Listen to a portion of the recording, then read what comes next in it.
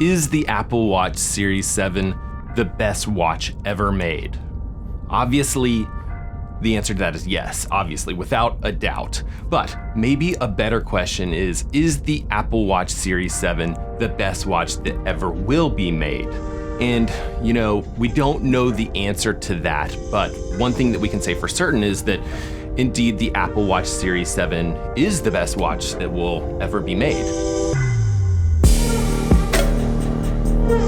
Now, I've been using the Series 7 for a little over 4 months, and I think it's time that I give you guys my 100% unbiased opinion on this watch. I do need a few minutes just to get this device charged up, and then, we can talk about all of the details of the Apple Watch Series 7. Now, one of the most important parts of owning an Apple product, maybe the most important part, is the actual unboxing of the product itself.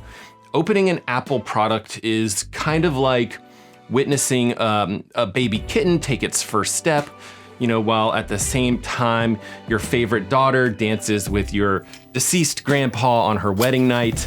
It's a magical moment, to say the least.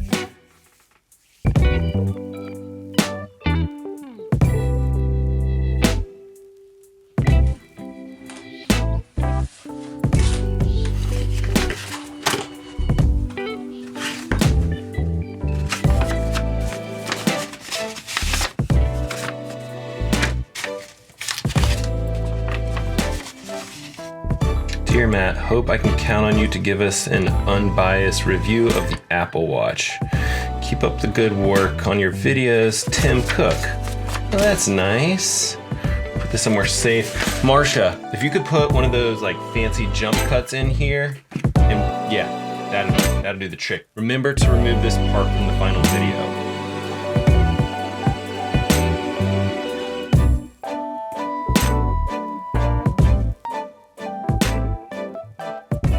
Now, the Series 7 has been completely redesigned from the Series 6. The new Apple Watch can track your sleeping, your steps, your GPS, running or walking. It can track your heart rate. It can detect blood oxygen saturation levels. You can even perform an ECG with this watch. And yes, all of those features were available on the Series 6, but where the Series 6 had either a 40mm or 44mm size, the Series 7 watch has a 41mm or 45mm sizing option. So 1mm difference there, totally different product. Now the Series 7 also comes with a USB-C charging cord instead of a regular USB charger. So, as far as charging cords go, this is a really big jump up. And it's, I guess, fairly timely just because, we're running out of juice again as far as charging stuff goes, and it wouldn't be too bad just to give this baby another little bit of a charge. Now, the Series 7 also has a 50% thicker curved glass display. The thicker glass provides a ton more durability, so there's really no way that you're going to be able to scratch this glass display. It's basically impenetrable. I would say impenetrable, unless maybe you're gonna drag something across the display or knock the watch into something, or really, any sort of wearing the watch outside, that kind of stuff. Then in that case, yes, there's a chance that you are gonna scratch this display.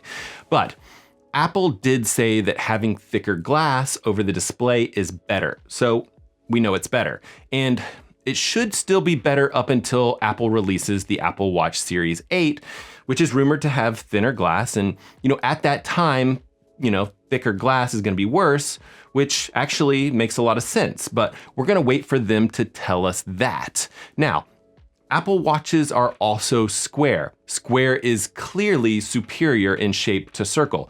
It's simple geometry, really. And a lot of people think that time is circular, that history repeats itself. But time is actually linear. Space-time is like fabric that can be warped, and energy equals mass times a constant squared. It's pretty simple, really.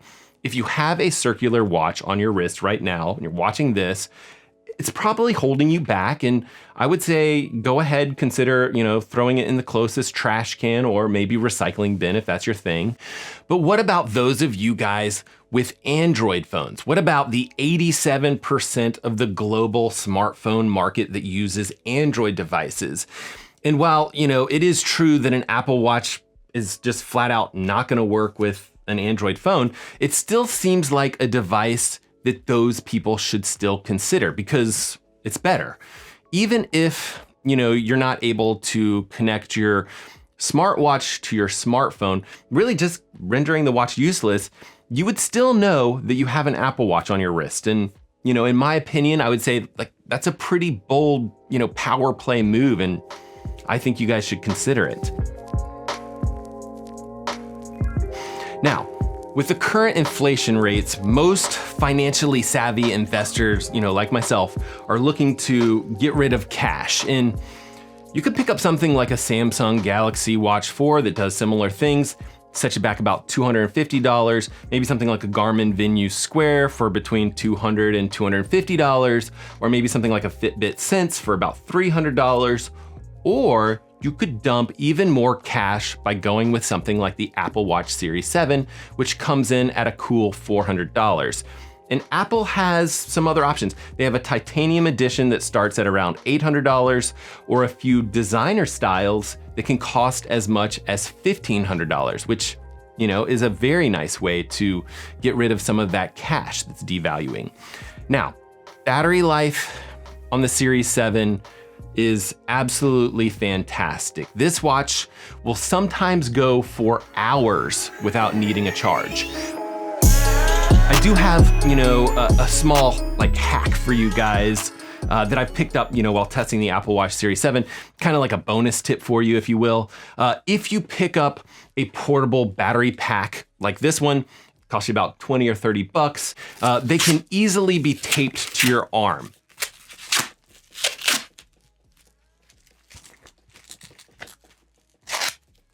In this case, I do need to adapt the USB-C to the classic USB style to get this particular charger to work.